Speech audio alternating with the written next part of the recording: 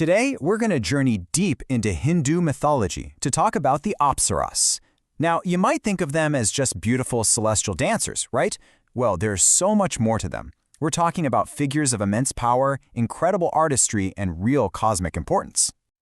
You know, if you've ever looked at those amazing, intricate carvings on ancient temples in India or Southeast Asia, you've almost certainly seen them. These graceful, divine figures, kind of frozen in stone. It makes you wonder, right? Who are these celestial dancers? And what are their stories? Okay, so at its core, an Apsara is a divine being, a celestial nymph from Hindu mythology. You can kind of think of them as the entertainers in the court of the gods. I mean, they're masters of music and dance, and the stories say they were created by the god Brahma himself. But here's the thing, their role goes way beyond just entertainment, and that's really just scratching the surface. So, to really get who they are, we've got to build a picture of what truly defines an Apsara. What is it that makes them so captivating? Let's piece together a portrait of these incredible nymphs. Okay, first things first. Their beauty is absolutely the stuff of legend. We're talking about ancient texts describing it as completely otherworldly, so stunning it could rival the goddesses themselves. But this isn't just vanity. In their world, beauty is actually a form of divine power. It's a core part of who they are. But they are so much more than just a pretty face.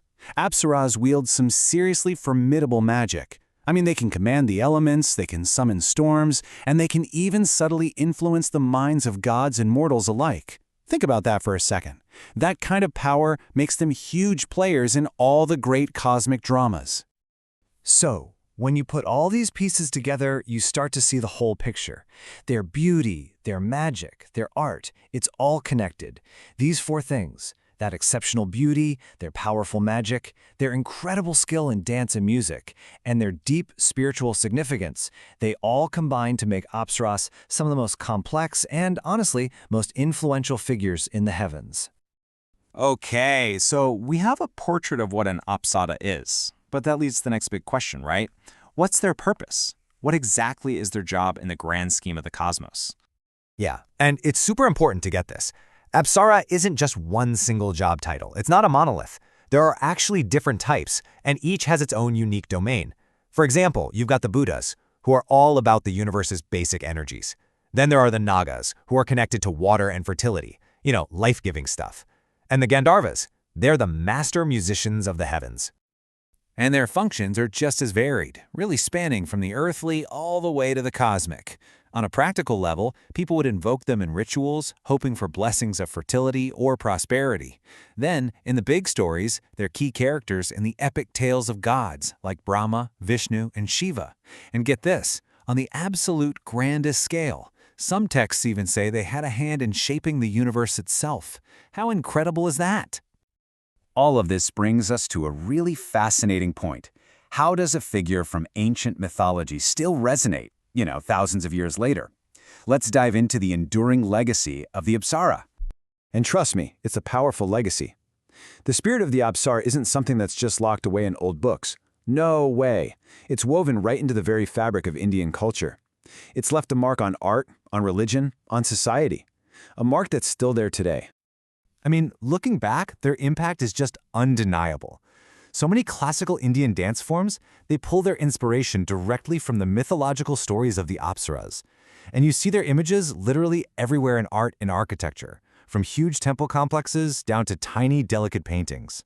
And of course, they're unforgettable characters in the big epics, like the Mahabharata and the Ramayana. But what's truly amazing is that this isn't just ancient history. This legacy is alive and kicking today.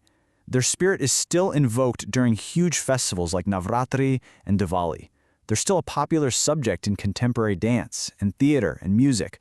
And modern artists and designers, they are absolutely still drawing on that timeless beauty and mythological power for their own inspiration. So as you can see, the Apsara is so much more than just some character in an old story. She's really become a timeless symbol. This quote really just nails it. The Apsara represents the divine feminine, but in all its complexity. She embodies the deep power you can find in beauty, that mysterious force of magic, and the incredible, soul-stirring influence of music and art. She's a timeless symbol of both creation and enchantment. And that really leaves us with something to think about, doesn't it? The story of the Apsara is just a perfect example of how these ancient myths, they aren't just dusty old relics, not at all. They're living stories that continue to shape our art, our culture, and how we see the world. So, maybe the next time you see a piece of art or hear a song, just pause for a second and ask yourself, what ancient story might be echoing here?